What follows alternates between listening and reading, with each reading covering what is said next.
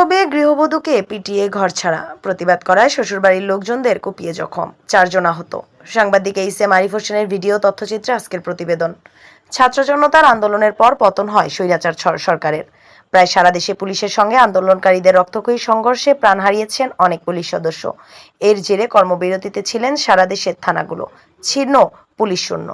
ঠিক রাষ্ট্রের এই ক্লান্তি লগ্নে সুযোগ পেয়ে 9 আগস্ট শুক্রবার স্ত্রীকে পিটিয়ে ঘরছাড়া করেন মতলব দক্ষিণ উপজেলার চাপাতিয়া পাটুর পাড়া প্রধানিয়া বাড়ির বহু মামলার আসামি আলোচিত মাদক ব্যবসায়ী ফয়সাল প্রধানিয়া ও তার পিতা ইউসুফ প্রধানিয়া। মাদক ব্যবসায়ী ফয়সাল প্রধানিয়ার স্ত্রী সাথী বেগম বলেন, 6 বছর পূর্বে পারিবারিকভাবে ইসলামী শরীয়ত মোতাবেক আমাদের বিবাহ হয়। আমাদের একটি পুত্র সন্তান রয়েছে।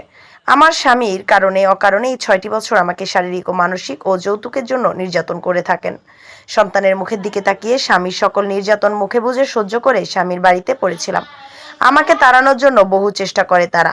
মাদক বিক্রি, মাদক সেবন সহ আমার স্বামীর অন্যায় কাজের জন্য ডাক দিলে আমাকে মারধর করে। সর্বশেষ 9 আগস্ট শুক্রবার আমার স্বামী আমাকে শরীরের বিভিন্ন জায়গায় নির্মমভাবে আঘাত করে আর বলে আমাকে মেরে ফেলবে। বিচার করার জন্য দেশে পুলিশ নাই, তাই তাকে কেউ ধরতে আসবে না।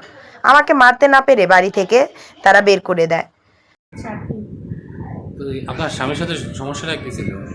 আমার স্বামী আর আমার শ্বশুরে ইয়াবা বিক্রি করে, তো এগুলো নিয়ে আমি প্রতিরোধ করি, কিন্তু ওনারা সবসময় আমার মাইগ্রেট করে, অত্যাচার করে। এগুলো নিয়ে এরকম করতে করতে আজকে 6 বছর এই পর্যন্ত আসছি। সেদিনও আমি এগুলো নিয়ে প্রতিরোধ করছি। দেখা সেদিন কবে? সেদিন শুক্রবারে আমার ঘরে একটু আট বাজার কিচ্ছু না। আমার তো একটা ছোটো বাচ্চা আছে, আমার বাচ্চারা খাওয়া দাওয়া লাগে না। এগুলো নিয়ে তার সাথে আমি প্রতিরোধ করছি। দেখা সে আমার মায়েরা ঘর থেকে বের করে দিচ্ছি শুক্রবারে। আপনাকে মেয়েরা এই আপনার যে আপনার শ্বশুর আর স্বামীর বিরুদ্ধে যে অভিযোগগুলো আনছেন, এগুলা কি আসলে কি সত্য? জি, এগুলো সত্য। আগে পরে তারা কি যে ব্যবসা করতো, এই ব্যবসার সাথে কি মানে সবসময় এই ব্যবসা করে। এটা কখনো কি আপনার তারা পুলিশের কাছে অ্যারেস্ট হয়েছে বা তাদের বিরুদ্ধে এইটাতে মামলা টামলা আছে? জি, আমার স্বামীর বিরুদ্ধে মামলা আছে, আমার শ্বশুরেরও আছে। মাদকের মামলা আছে? জি অর্থাৎ তারা এই মাদকাসক্তি। জি। তো এখন এই যে এই বিষয়টা কি আপনাকে যে বের করে দিচ্ছে, আপনার গার্ডিয়ান জানে? আমার সেদিন বের করে দেওয়ার পরে আমি আমার বোনের বাসায় গেছি। আমার বোনেরা জানানোর পরে আমার বোনেরা আমার নিয়ে পরের দিন ওনাদের বাড়িতে যান। তো ওদের বাড়িটা কোথায়? ওদের বাড়ি চাপাতিয়া মতলব দক্ষিণ। আপনার বাড়ি? আমার বাড়ি ওখানে। অর্থাৎ একবারেই? একবারই না, আমাদের পাশের বাড়ি, ওনাদের পাশের বাড়ি। কাছাকাছি? জি, রাস্তার এই পারে। তো এখন আপনার বোনেরা যাওয়ার পরে আপনার বোন বা অন্য কোনো গার্ডিয়ান গেছিল সাথে? আমার বোনেরাই গেছে, আর আমার একটা চাস্তো ভাই গেছে। তো যাওয়ার পরে কি হইলো? আমার চাস্তো ভাই দেয় আমার শ্বশুরের ডাকছে সামনে ডুবে পয়সা, উনি আসে না। আমার বলতেছে যে বিখারের জন্য আসে, বিখারের জন্য আসে। পরে আমরা আমার বোনেরা দিলা বিখারের জন্য গেছি। যাওয়ার পরে আমার শ্বশুরে আমার কিচ্ছু জিজ্ঞাসা করে। আমার চাস্তো ভাই আমার জিজ্ঞেস করছে, আমি বলছি। এরপরে আমার স্বামীকে জিজ্ঞেস করছে, আমার স্বামীও বলছে খারাপ।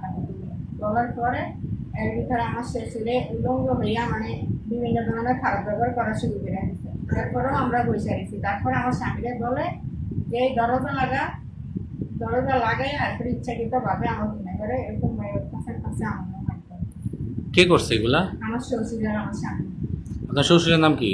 আমার শ্বশুরের নাম ইউসুফ প্রধান। আর আপনার স্বামী? এই আপনার বন্ধুরে যে দেখলাম আপনার কোপের দাগ, হ্যাঁ, এই যে কোপগুলা দিছে কে? আমার শ্বশুরে আমার ওই বোনের মাথায় কোপ ছুরি দিয়ে গায়ে দিছে, আর আমার স্বামী আমার আরেক বোনের মাথায় এরকম হাতে দিতে আংটির মতো চোখ কাপড়গুলা কি যেন আছে আংটি, এগুলা দিয়ে এমনি মাথায় দিতে ইয়া করছে। আমার বোনের মাথায় পেটে গেছে গিয়া ওই বোনের কপাল টপাল মারে অল্প লিখে ছবি ছবি করে যায়। কয়জন আহত হয়েছে এই ঘটনায়? 2 জন 4 জন। এখন আপনি কি চান এই ঘটনায়? আপনি কি চান? আমি ওদের বিচার চাই। আমার বোনেদের এরকম কথা, আমারও অশান্তি করছে, ওদের বিচার আনছে।